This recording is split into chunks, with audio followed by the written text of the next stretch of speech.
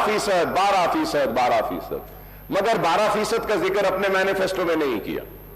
मैं जानना चाह रहा हूं चीफ मिनिस्टर साहब से, ठीक है इन्होंने नहीं दिया, क्या आप देने वाले हैं? क्या आप देंगे? आपकी दावत पे हम आए थे, लोग समझ रहे हैं कि हम आपके पास भाग के गए थे। भाई आप दावत दिए थे, आप बुलाए थे, हम आए थे, और आपने, मैं आपका शुक्रिया अदा करता हूं कि आपने कहा कि मेट्रो ट्रेन को जो पुराना रूट है उस पे लाएंगे। हुकूमत का कोई मजहब नहीं, जब अचलिकास पुजारीस को आप 25,000 दे रहे हैं तो हुकूमत की जिम्मेदारी है कि वो मुस्लिम आइम्मा और मौजनों को भी उन्हीं के बराबर दें। अस्सलाम वालेकुम दोस्तों, अकबरुद्दीन अवैसी ने आज असेंबली को हिलाकर रख दिया। तमाम इश्यूज जो मुसलमानों के थे अकबरुद्दीन अवैसी ने उठा दिए। वक्फ की ज़मीन वो ज़मीन होती है जिसको अल्लाह की राह में दे दिया जाता है, यानी कि किसी मुसलमान की ज़मीन होती है, वो कहता है कि ये ज़मीन मैं वक्फ करता हूँ। वक्फ बोर्ड के रिकॉर्ड में हुसैन शाह वली दरगाह की ज़मीन थी। KCR गवर्नमेंट ने कहा कि ये ज़मीन गवर्नमेंट की है और KCR की गवर्नमेंट ने सुप्रीम कोर्ट में जाकर ये ज़मीन हासिल की थी। इससे मुताल्लिक भी अकबरुद्दीन अवैसी ने सवाल उठाए। आप लोगों को लाइट मसला दिख रहा होगा ये, लेकिन ये कोई मामूली जमीन नहीं है, करोड़ों की जमीन है। और किस तरह से ये जमीन को हासिल करे, थोड़ा सा वीडियो बताकर अकबरुद्दीन अवैसी की तमाम स्पीच सुनाऊंगा। अकबरुद्दीन अवैसी ने जबरदस्त तरीके से असेंबली को हिला दिया, वो भी देखिए। सुप्रीम कोर्ट का ऑर्डर है जो के चंद्रशेखर राव साहब जी थे, इसमें आप देख सकते हैं Telangana, state of Telangana versus Telangana state Waqf board. KCR साहब वक्फ बोर्ड से लड़के हासिल करे ये जमीन। दरगाह हुसैन शाह वली रहमतुल्लाह अलैह की 1654 एकड़ जमीन तेलंगाना स्टेट वक्फ बोर्ड हार गई। आप देख सकते हैं ये तेलंगाना स्टेट की सबसे महंगी जमीन है मेरे भाई, जो वक्फ बोर्ड की हुआ करती थी, और इसको वापस दिलाने का वादा तेलंगाना के चीफ मिनिस्टर के चंद्रशेखर राव ने मुसलमानों से किया था मेरे भाई।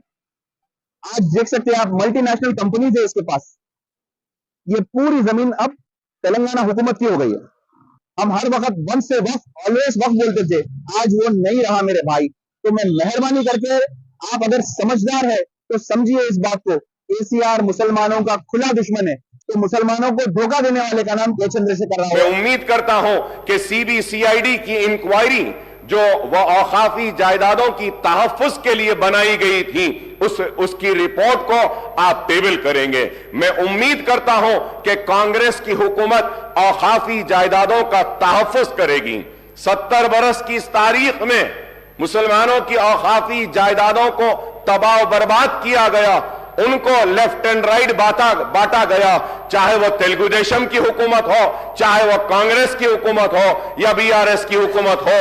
जब हुकूमत में आने से पहले तो बड़े हमदर्दी का इजहार करते हैं औकाफी जायदादों की तहफ्फुज के लिए, लेकिन इख्तिदार में आने के बाद उनकी रविश कुछ और होती है, और उसी रविश का नतीजा है कि हुसैन शाह वली रहमतुल्लाह अलैह की 1600 एकड़ आराजी चले गई, आज नहीं है।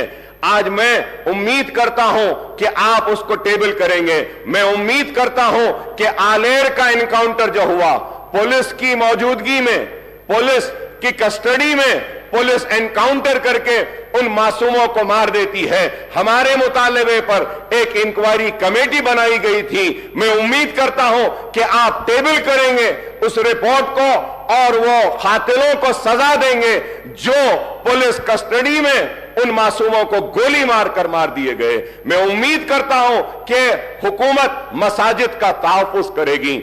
मैं उम्मीद करता हूं कि आशुर खानों का तहफ्फुज करेगी, क्योंकि आज बातें तो बहुत की जाती हैं लेकिन हमको इंसाफ से महरूम रखा जाता है। मैं आपके जरिए यह बात जरूर कहना चाहता हूं कि मजलिस इत्तेहादुल मुस्लिमीन हर सेशन में या हर असेंबली में आवाज को बुलंद करती है और अपने हक को हासिल करती है, और हम जिद्दोजहद करते हैं। पुराने शहर में रोड वाइडनिंग्स की मंजूरियां हुई हैं, लेकिन रोड वाइडनिंग्स नहीं हुए हैं। बोजागुट्टा में वहां पे हाउसिंग के लिए बार बार मुतालबा किया गया, नहीं हुआ। मैं ये भी बात आपसे कहूंगा कि मजलिस इत्तेहादुल मुस्लिमीन और मैंने ऐवान असेंबली में इस मसले को बार बार उठाया, और उस वक्त के चीफ मिनिस्टर KCR साहब ने मंजूरी दी थी। लाल दरवाजे की मंदिर के लिए 20 करोड़ रुपए मंजूर किए थे, लेकिन आज तक भी लाल दरवाजे की उस मंदिर के काम के लिए आगाज नहीं हुआ। मीटिंगें तो बहुत हुई लेकिन काम नहीं हुआ। اور پرانے شہر کے پیڈسٹرائزیشن کے پروجیکٹ کے لیے ہاکرز کے لیے بریجز ڈالنے کا اعلان کیا گیا، وہ بھی کام ابھی پینڈنگ ہے۔ پارکنگ لاٹس کا ہے، میں نئی حکومت کے سربراہ اور چیف منسٹر صاحب سے، ریونت ریڈی صاحب سے مطالبہ کروں گا کہ آپ پرانے شہر کے اور شہر حیدرآباد کے سارے ہمارے ایم ایل ایز کی ایک میٹنگ بلائیے، ہم سارے مسائل کو آپ کے سامنے رکھیں گے اور ان مسائل کو آپ ایک کے بعد ایک ان کو حل کرتے ہوئے آپ آگے بڑھیں تو ہم آپ کے ممنون و مشکور رہیں گے۔ اس کے ساتھ ساتھ میں یہ بات بھی کہوں گا آپ سے کہ آپ نے اپنے مینیفیسٹو میں اتنے وعدے، اتنے اعلانات سب کچھ کیے، لیکن افسوس کے ساتھ کہنا پڑتا ہے کہ مینیفیسٹو میں اردو کا ذکر نہیں تھا۔ ریاست تلنگانہ کی دوسری سرکاری زبان کا موقف دیا تو ٹی آر ایس کی حکومت نے اور کے سی آر صاحب نے دیا، میں ان کا شکریہ ادا کرتا ہوں کہ اردو کو دوسری سرکاری زبان کا موقف دیا گیا، لیکن اردو کے ساتھ انصاف ہوا، لیکن جیسے ہونا تھا ویسا نہیں ہوا۔ میں امید کرتا ہوں کہ آپ اردو کے ساتھ انصاف کریں گے، اردو کو اس کا جائز حق دیں گے اور اردو بولنے والوں کے ساتھ انصاف کریں گے۔ آپ نے اپنے مینیفیسٹو میں یہ بھی کہا کہ ڈی ایس سی کا انعقاد کریں گے۔ ہم بار بار بولتے رہے ہیں، راجشیکھر ریڈی صاحب کے دور سے ہم بولتے آئے ہیں اور میں راجشیکھر ریڈی صاحب کو ہر وقت یاد کرتا ہوں کیونکہ وہ ایک ہمدرد شخص تھے، اور اگر کوئی کہتا ہے کہ ہم کانگریس کے قریب تھے تو میں یہ کہنا چاہتا ہوں کہ ہم کانگریس کے قریب راجشیکھر ریڈی کی وجہ سے تھے، ان کے اخلاص کی وجہ سے تھے، ان کی محبت کی وجہ سے تھے، ان کے ہمارے لیے ہمارے مسائل کو حل کرنے کی وجہ سے تھے۔ ہم راجشیکھر ریڈی صاحب کے بے شک قریب تھے، ہمارے کام کرتے تھے، اور آج ہم آپ سے مطالبہ کرتے ہیں، آپ سے درخواست کرتے ہیں کہ اردو کے ساتھ انصاف کریے۔ ڈی ایس سی کو اردو کے پوسٹ جو ہوتے ہیں اس میں آپ ڈی ایس سی جب کرتے ہیں تو ایس سی ایس ٹی اور بی سیز رہتے ہیں، وہ S C S T B Cs کو اردو نہیں آتی ہے، لیکن قانون یہ کہتا ہے کہ آپ ایس سی ایس ٹی کو وہ پوسٹ دیں، تو آپ کو چاہیے کہ آپ 2 وقت اس کا نوٹیفیکیشن دیں۔ 2 وقت نوٹیفیکیشن دینے کے بعد وہ جتنے ایس سی ایس ٹیز کے اور بی سیز کے اردو کے جو پوسٹ ہیں جو انفلڈ ہیں وہ اوپن ہو جاتے ہیں۔ یہ امپورٹنٹ چیز ہے۔ میں امید کر رہا تھا کہ آپ کی تھنک ٹینک آپ کو بولے گی اور کہے گی کہ اردو کے پوسٹ کے لیے، اردو کے لیے انصاف کے لیے مینیفیسٹو میں یہ بات ڈالیں گے کہ ہم اردو کے پوسٹ کو ڈی ریزرو کریں گے، لیکن یہ کام نہیں ہوا۔ میں امید کرتا ہوں کہ آپ یہ کام کریں گے۔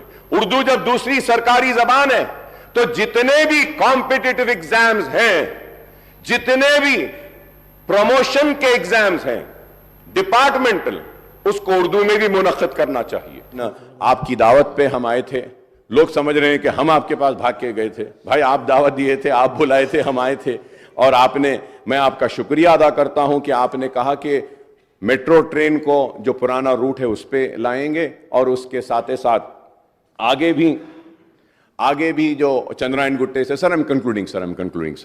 سر آگے بھی اس کو چندرائن گٹے سے ایل بی نگر سے لیتے ہوئے انٹرنیشنل ایئرپورٹ کو لے کے جا کر وہاں پہ ختم کریں گے بولے، اس کے لیے بھی میں آپ کا شکریہ ادا کروں گا۔ سر میں امید کرتا ہوں کہ آپ جو ہے سو ہم جتنے بھی مسائل جو اٹھائے ہیں اس پر بھی آپ غور کریں گے۔ اپنی ساری نیک خواہشات کا اظہار کرتا ہوں اور ہمارا تعاون آپ کے ساتھ رہے گا۔ جو ریاست کی بہتری کے لیے ہے ہم اس کی تائید کریں گے، جو ریاست کے عوام کے خلاف ہوگا ہم اس کی مخالفت کریں گے۔